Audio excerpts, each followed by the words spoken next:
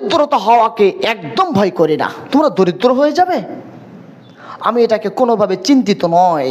তুমি একেবারে মাজুর হয়ে যাবে, এটাকে আমি একদম চিন্তিত নয়। তুমি দুর্বল হয়ে যাবে, এটাকে আমি একেবারেই চিন্তার জায়গাতে রাখি না।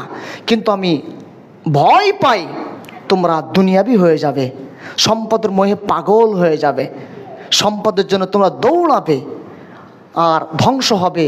পূর্বে যারা সম্পদের মোহে পাগল হয়ে গিয়েছিল তাদেরকে যেমন ধ্বংস করে দেওয়া হয়েছিল, ঠিক তোমাদেরকে এমন ধ্বংস করে দেওয়া হবে। আমি ভয় পাচ্ছি আল্লাহর কসম কেটে আল্লাহ রাসূল তিনি বলছেন, আমি তোমাদেরকে দরিদ্রতা হওয়ার একদম ভয় করি না। তোমরা মাজুর আমি ভয় করি না, তোমরা দুর্বল হয়ে যাবে এটাকে আমি ভয় করি না।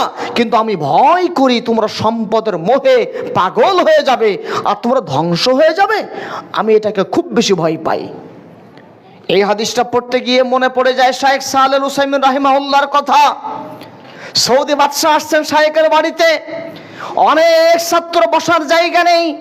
সৌদি বাদশাহ বললেন, ওস্তাদ আমি আপনার খেদমত সম্পর্কে অবগত আছি, আপনার ইলমি খেদমত সম্পর্কে গোটা সৌদিবাসী আরব অবগত আছে, গোটা বিশ্ব অবগত আছে।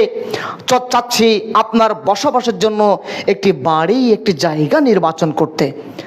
চমৎকার করে শাইখ সালেহ উসাইমিন রাহিমাহুল্লাহ তিনি বলে দিলেন, সৌদি বাদশাহ শোনেন, আজকের দিনে আমার যে ছাত্ররা যেখানে বসে আছে পড়াশোনার কোনো জায়গা ভালো সুব্যবস্থা নেই, যেহেতু পড়ার জায়গা নেই সেক্ষেত্রে চাচ্ছি আপনি আমার ছাত্রদের উদ্দেশ্যে একটি সুন্দর মার্কাজ তৈরি করে দিবেন, আর আমার বসতের জন্য জায়গার জন্য, আমার স্থায়ী বাসস্থান করার জন্য জায়গা কেনা হয়ে গেছে, আপনি আমার ছাত্রদের জন্য একটু মার্কাজের ব্যবস্থা করে দিন।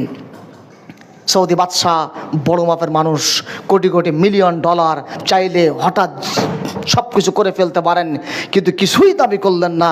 দিতে চাইলেন, তিনি বলে দিলেন যে আপনি আমাকে আমার সন্তানদের মার্কাজের ব্যবস্থা করে দিন যাতে করে তারা পড়ালেখা করতে পারে।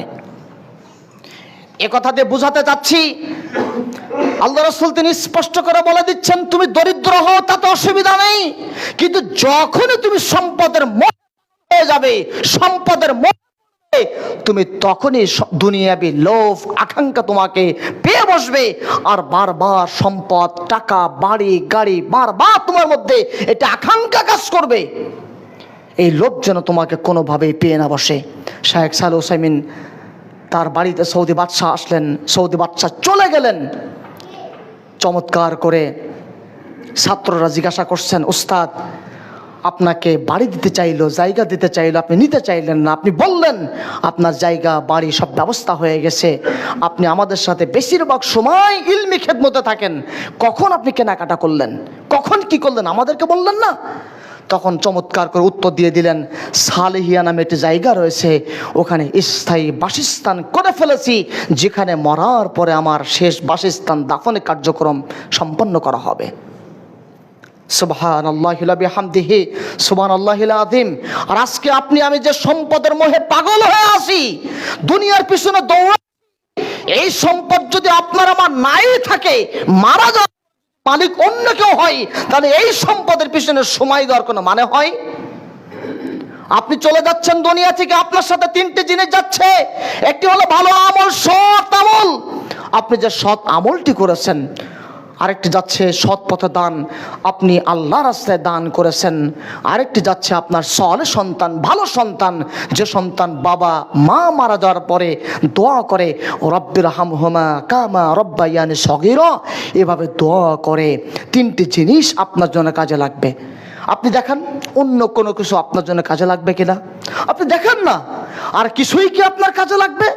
যদি আপনার কিছুই কাজে না লাগে, কোনো কিছুই যদি আপনার উপকারে না আসে, তাহলে আজকে এখনই আপনাকে পরিবর্তন হতে হবে, আর কোনোভাবে সময় ক্ষেপণের সুযোগ নাই।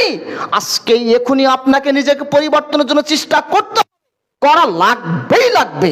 দ্বিতীয়বার কোনোভাবে আপনি সিদ্ধান্ত নিতে পারবেন না যে আমি এখন না তখন, কাল না পরশু, সময় ক্ষেপণের কোনো সুযোগ নাই। দুনিয়াকে মূল্যায়নের ক্ষেত্রে আমাদেরকে চিন্তা করতে হবে ওই হাদিসটার মতো। আজকের দিনে খুতবার ব্যাপারে একটু বলতেই হচ্ছে। আমরা দেখতে পাচ্ছি